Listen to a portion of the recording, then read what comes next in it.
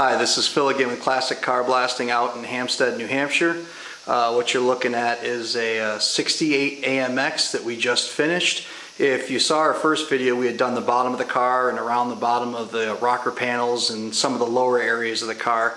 Now the car is actually completed from a media blasting perspective. Our job obviously is to cover up any areas on the car that were rotted or needed some metal attention, and I'll take you around the car and you'll see all the different areas that we've come up with here. Pretty solid AMX for this part of the country. Here in the Northeast we see a lot of cars with a lot of rust issues, so media blasting in this part of the country is a pretty popular option. We've done over 40 cars since the beginning of this year. That doesn't include frames, parts, and motorcycle frames and bicycle frames and everything else that comes through the shop. But we predominantly focus on muscle cars and street rods and vintage vehicles, classic trucks. So what you'll see here is we've media blasted this entire 68 AMX with the exception of this spot right here, because the customer knew that they were going to end up replacing or putting a patch panel in that area because it's one area of the car that he knew had a lot of Bondo in it. You can see, I'll get a close-up here, the layers of Bondo and material that were on here. And we blast exclusively with crushed glass. We use a fine mix of crushed glass to blast all of our car bodies. We use a heavier grit to blast frames. But you can see from the layers of material the way the process works. We'll actually take paint material off a layer or two at a time, being gentle on the surface, not to make sure that we don't ruin anything. See, we uncover these holes were not exposed before. Obviously they were covered up with Bondo.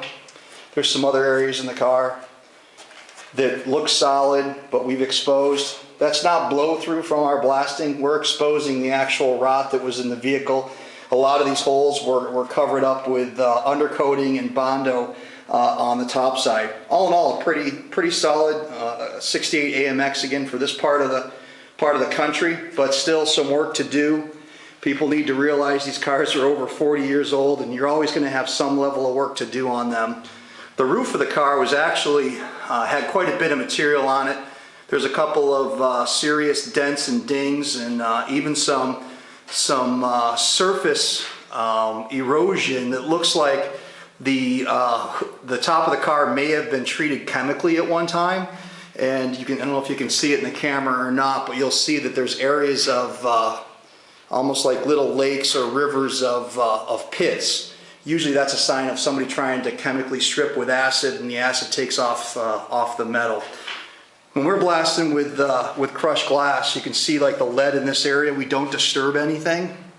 That's got a nice surface to it. I'll get really close so you can see the texture on the metal. The texture is texture on the metal is equivalent to like a very fine sandpaper, which is critical in our opinion, because it gives you just a little bit of bite for that first layer of primer for adhesion, but not enough texture that you need to use a high build primer or anything like that.